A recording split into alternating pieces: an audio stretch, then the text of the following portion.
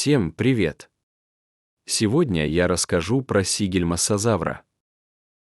Так вот, первые ископаемые остатки были найдены в формации Кем-Кем, что находится в Марокко, совсем неподалеку от древнего города Сиджельмасса, в честь которого ящер и получил свое название. Видовое название бревиколес он получил из-за необычайно коротких позвонков. Найденный голотип, который представляет собой 15 шейных позвонков, был назван CMN41857.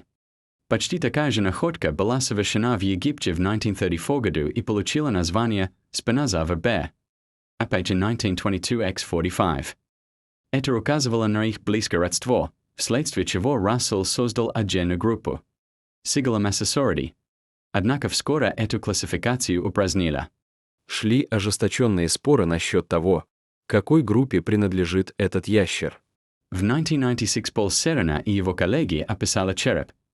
SGM-DIN-1 – бесшейные позвонки. SGM-DIN-3 – кархародонтозавра, которые имели очень большое сходство с позвонками спинозавра Б. Поэтому спинозавр Б был включен как синоним к кархародонтозавру. В таком случае сигельмассазавр становился младшим синонимом. Тем не менее, в 2005 году Фернандо Новас обнаружил, что экземпляр SGM-DIN-3 фактически не был связан с SGM-DIN-1, черепом кархародонтозавра, так как все отличия между голотипом и скелетом кархародонтозавра было налицо.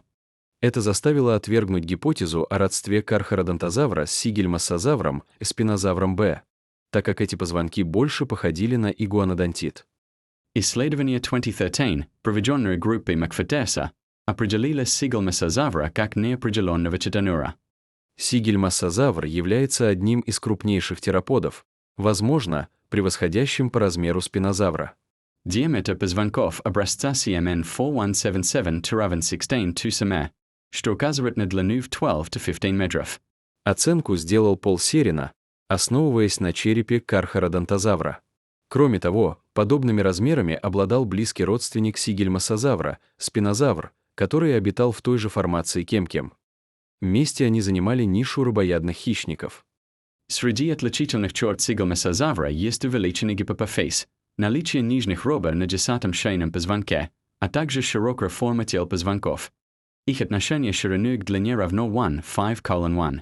Рассел предположил, что все шейные позвонки были такой же формы и придавали большое изогнутую S-образную форму. Однако такое необычное строение позвонков было обусловлено переходом от шеи к телу.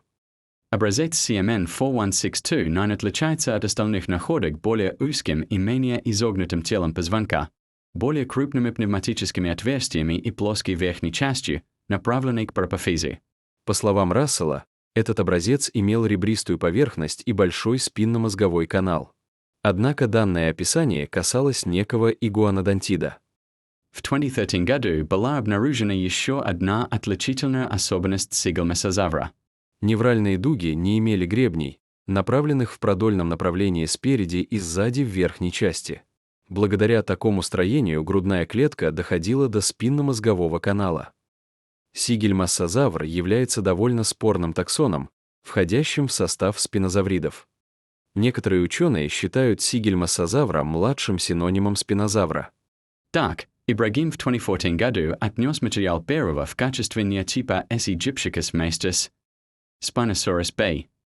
В то же время S. maroccanus они рассматривали как nomen dubium. Переописание сигельмассазавра 2015 года оспорило это решение, вернув ему статус полноценного рода. Различие между S. maroccanus и S. aegyptiacus заключается в пропорциях тел позвонков. Отношение длины к высоте равняется 1:5 у S. maroccanus, как у сигельмассазавра, и 1:1 у S. aegyptiacus. Ну, а на этом все. Всем пока!